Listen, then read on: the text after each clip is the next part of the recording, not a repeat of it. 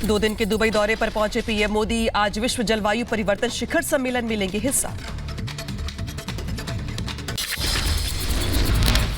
Dubai में हुआ PM Modi का भव्य स्वागत, लोगों में दिखा उत्साह। स्वागत के दौरान लगाए आपकी बार 400 पार के नारे। दुबई में पीएम मोदी का हुआ भव्य स्वागत, भारतीय प्रवासियों ने लगाए मोदी मोदी के नारे। वहीं भारतीय नृत्य भी यहां पे प्रस्तुति दी गई। शानदार स्वागत को लेकर पीएम मोदी ने जाहिर की खुशी। सोशल मीडिया एक्स पर लिखा, आप सबके स्वागत से बेहद प्रभावित हूं। पीएम मोदी के दुबई के होटल पहुंचने पर भारतीय समुदाय ने सांस्कृतिक नृत्य प्रस्तुत किया। दाऊदी बोहरा समुदाय ने जताई खुशी। पीएम योगी से मुलाकात करने के लिए लखनऊ पहुंचे 8 श्रमिक। सलक्यारा टनल से बचाए गए थे सभी श्रमिक। घर पहुंचेंगे तो और खुशी होगा, परिवार से, अपना बीवी बच्चे से मिलेंगे, माँ बाप से मिलेंगे। थोड़ी सी तो घबराहट हुई थी जब गिरा था, उसके बाद अच्छा लगने लगा। बहुत सौभाग्य की बात है सर, इतना मुसीबत से निकल के आए और हमारे मुख्यमंत्री श्री आदित्यनाथ योगी जी ने हम लोगों को इन्वाइट किया। बिहार के पटना हवाई अड्डे पर पहुंचे 5 श्रमिक। उत्तरकाशी के सिलक्यारा टनल से सफल रेस्क्यू कर बचाए गए थे सभी। कंपनी, उत्तराखंड सरकार, सेंट्रल गवर्नमेंट ने बहुत हेल्प किया। 17 दिन का मंजर देखिए सर, 1-2 दिन हम लोग डरे सर, लेकिन फिर हम लोग को आदत सी होगी।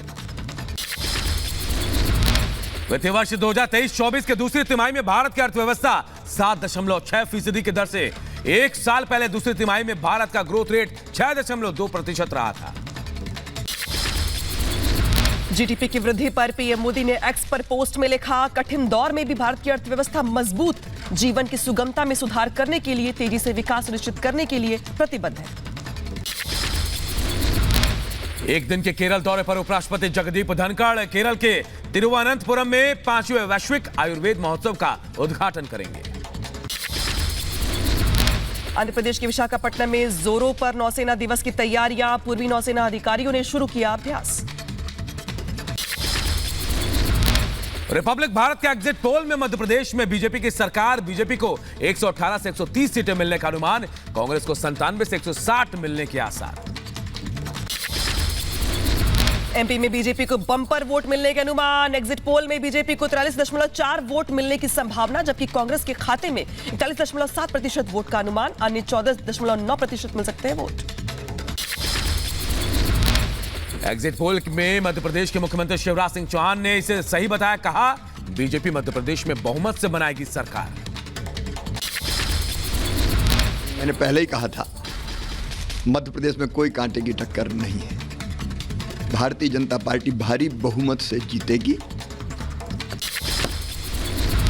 छत्तीसगढ़ में फिर लौट सकते हैं बघेल। रिपब्लिक भारत के एग्जिट पोल में कांग्रेस को 90 में से 52 सीटों का अनुमान, तो बीजेपी को 34 से 42 सीटें मिलने की संभावना। रिपब्लिक भारत के एग्जिट पोल में छत्तीसगढ़ में कांग्रेस का 44.2% वोट शेयर, तो बीजेपी को 40.2% वोट शेयर संभव। तो वहीं छत्तीसगढ़ में अन्य को मिल सकता है 15% वोट। बीजेपी नेता और छत्तीसगढ़ के पूर्व मुख्यमंत्री रमन सिंह का बड़ा दावा, कहा छत्तीसगढ़ में हम स्पष्ट बहुमत से बनाएंगे सरकार। छत्तीसगढ़ के एग्जिट पोल पर बोले मुख्यमंत्री भूपेश बघेल, हमने 75 सीटों के पार का लक्ष्य रखा था, हम उसी के आसपास रहेंगे। एग्जिट पोल में 3 दिसंबर को राजस्थान में बीजेपी की आ सकती है सरकार, बीजेपी को 115 से 130 सीटें मिलने का अनुमान, तो कांग्रेस को मिल सकती हैं 65 से 70 सीटें। राजस्थान में बीजेपी को बम्पर वोट शेयर संभव, एग्जिट पोल के मुताबिक बीजेपी को 43.7% वोट का अनुमान, जबकि कांग्रेस को 39.6% वोट का अनुमान। राजस्थान बीजेपी अध्यक्ष सीपी जोशी का बड़ा बयान, कहा राजस्थान में हम 135 सीटें जीतकर सरकार बनाने जा रहे हैं। 130 से 35 सीटें भारतीय जनता पार्टी की सरकार की आएगी स्पष्ट रूप से। बीजेपी नेता राज्यवर्धन सिंह राठौर का बड़ा बयान, कहा 100% हम राजस्थान में सरकार बना रहे हैं, मध्य प्रदेश में भी बड़े मार्जिन से जीत रहे हैं, छत्तीसगढ़ में बीजेपी पलटेगी नतीजे। एक पूर्ण बहुमत की सरकार, एक प्रचंड जीत के साथ भारतीय जनता पार्टी सरकार बना रही है, ये निश्चित है। बीजेपी नेता राजेंद्र सिंह राठौर ने कहा राजस्थान में 130 प्लस से बनाएंगी बीजेपी सरकार, कांग्रेस से बीजेपी की कोई लड़ाई है ही नहीं। कांग्रेस नेता गौरव वल्लभ ने दावा किया राजस्थान में इस बार नहीं बदलेगा रिवाज, राजस्थान इस बार पॉजिटिव वोटिंग हुई है, लोगों ने काम पर वोट दिया है। तेलंगाना में बन सकती है कांग्रेस की सरकार, एग्जिट पोल में कांग्रेस को 58 से 68 सीटें मिलने की संभावना, तो बीआरएस को 46 से 56 सीटें मिलने की संभावना। ओवैसी की एआईएमआईएम को 5 से 7 सीटें मिलने का अनुमान। तेलंगाना में 119 सीटों पर शाम 5 बजे तक करीब 64% मतदान, कई सियासी दिग्गजों और फिल्मी सितारों ने डाला वोट, 3 दिसंबर को आएंगे नतीजे। तेलंगाना सीएम केसीआर की बेटी के कविता का बड़ा बयान, कहा इस बार भी बीआरएस की जीत होगी। 5 राज्यों के विधानसभा चुनाव को लेकर सपा सांसद डॉक्टर बर्क का बयान, कहा जनता बीजेपी को देगी मुंहतोड़ जवाब, भाजपा का होगा सफाया। संगठन की चलेगी, आप देखेंगे भाजपा की जो कुछ भी पब्लिसिटी थी या भाजपा की जो उम्मीदें थी वो सब खत्म हो जाएंगी। आम आदमी पार्टी आज से दिल्ली में हस्ताक्षर अभियान शुरू कर रही है और इस अभियान में केजरीवाल के इस्तीफे को लेकर जनता से राय मालूम की जाएगी। बिहार में छुट्टियों के सियासत पर पोस्टर वार शुरू हो गया है। पटना की सड़कों पर लगाए गए पोस्टर में नीतीश सरकार को क्रूर और हिंदू विरोधी औरंगजेब वाली सरकार बताया गया। श्रीनगर में एनआईटी स्टूडेंट के खिलाफ सोशल मीडिया पर संवेदनशील पोस्ट के लिए केस दर्ज, भड़काऊ पोस्ट से अराजकता फैलाने की कोशिश की गई। यूपी के गोरखपुर में सीएम योगी ने लगाया जनता दरबार, लोगों की सुनी समस्याएं, अधिकारियों को दिए निर्देश। मुंबई में डॉग स्क्वाड ने की पुलिस की बड़ी मदद, लापता 6 साल के बच्चे को खोज निकाला। यूपी के सीतापुर में आवारा कुत्तों का आतंक, 2 महिलाओं पर किया हमला, दोनों महिलाओं को अस्पताल में कराया गया भर्ती। यूपी के प्रयागराज में घने कोहरे से धीमी पड़ी ट्रेन की रफ्तार, यात्रियों को परेशानियों का करना पड़ रहा है सामना, घने कोहरे के कारण कई गाड़ियां निरस्त की गई। यूपी के अंबेडकर नगर में सड़क किनारे अतिक्रमण पर चला बुलडोजर, सड़क किनारे बने हुए अतिक्रमण पर मकानों पर बुलडोजर चलाकर उन्हें गिराया गया, नोटिस देने के बाद प्रशासन ने कार्रवाई की है। यूपी के कुशीनगर में तालाब पर किए गए अतिक्रमण को प्रशासन ने हटवाया, बुलडोजर कार्रवाई के दौरान भारी पुलिस फोर्स भी मौजूद रही। यूपी में अवैध लाउड स्पीकरों पर एक्शन जारी, गोंडा में 60 से अधिक लाउड स्पीकर उतारे गए, 600 लाउड स्पीकरों की कम करवाई गई आवाज।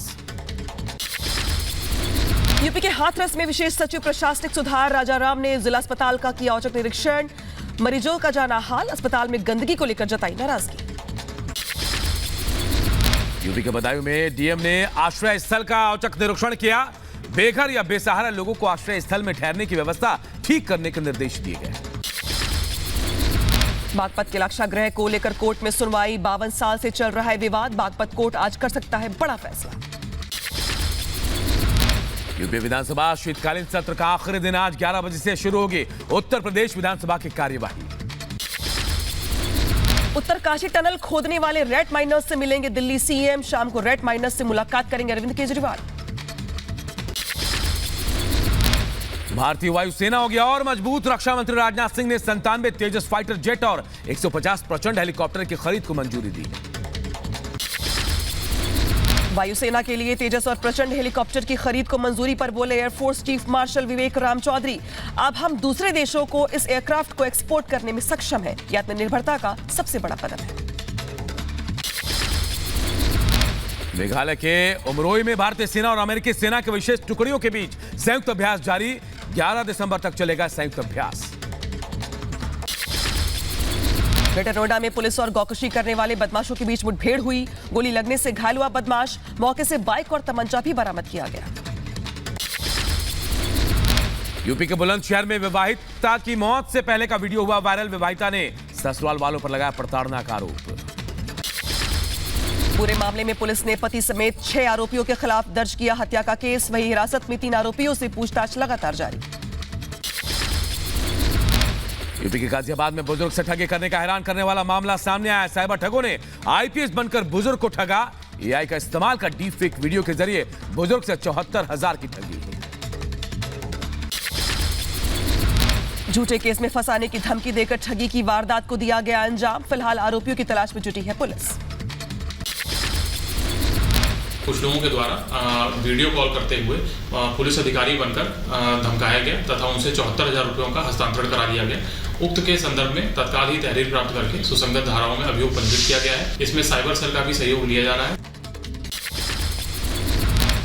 यूपी के बुलंदशहर में किलर ने की सुपारी देने वाले की हत्या। 6 लाख में पत्नी की हत्या का सुपारी दी, हत्यारों ने पति को ही मार डाला।